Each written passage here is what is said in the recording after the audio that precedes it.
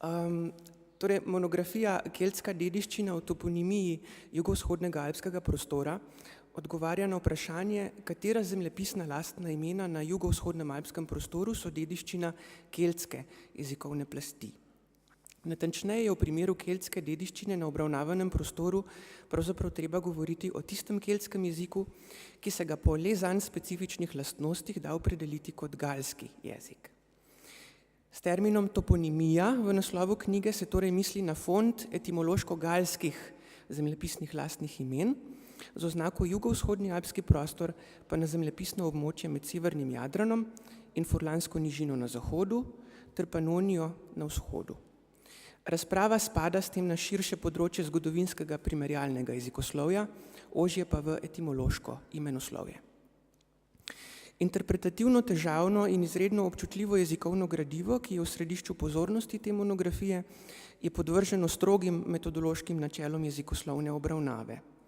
Etimološke obravnave so tako zastavljene v največji možni meri problemsko, argumentacija pa poteka od ožjega k širšemu in vsak drobec interpretacije preverja interno in eksterno, torej z vseh možnih vidikov. Vsako posamezno relevantno zemljepisno lastno ime je preučeno v časovno-prostorskem kontekstu areala, ki mu pripada. To pomeni, da je preučeno v sklopu jezikovne situacije pred vnosom imena na realno sliko. Obravnava imenu nato sledi vse do zadnje jezikovne plasti, v kateri se to ime še ohranja. To početje je tako imenovana stratifikacija ali razplaščevanje imenskega sedimenta nekega areala, konkretno v tej knjigi jugovzhodno-alpskega prostora. Kar se tiče stališča stratifikacije, je ravno ta areal, ravno ta prostor relativno gledano precej zapleten, saj ga je skozi tisočletja zaznamovalo vsaj 6, ponekod celo do 7 indoevropskih jezikovnih plasti. Zdaj sem govoril torej o širšem aspektu interpretacije posameznih imen. V ožjem smislu jezikoslovne interpretacije je pa vsako tako posamezno relevantno zemljepisno lastno ime kontekstualizirano v okviru njegove zunanje jezikovne podobe.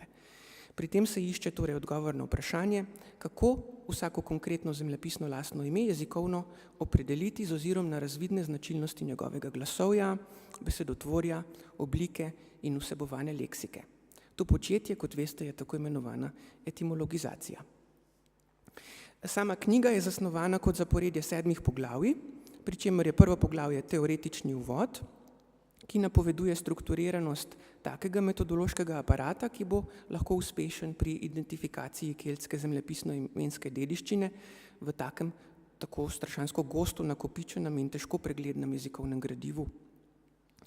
Drugo poglavje prinaša oris jezikovne situacije na tem arealu pred prihodom galščine.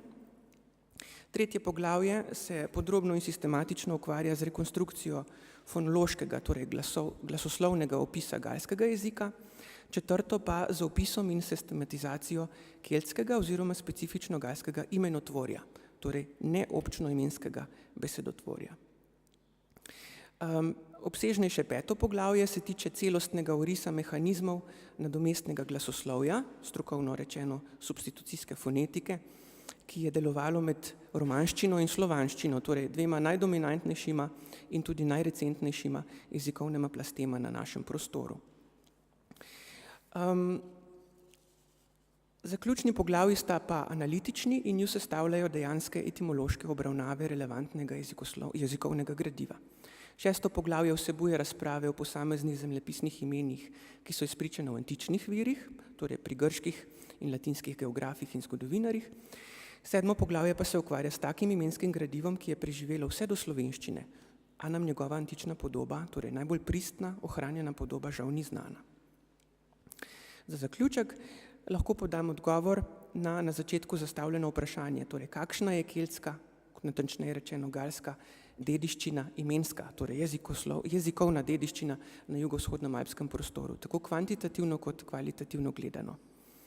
Torej, galska sled v toponimiji preučevanega areala je izredno šibka. V svoji distribuciji zemljepisna imena sicer korelirajo z osebnimi imeni, torej galskimi osebnimi imeni, vendar se od antroponimije, torej galskih osebnih imen, izrazito razlikujejo v sami koncentraciji.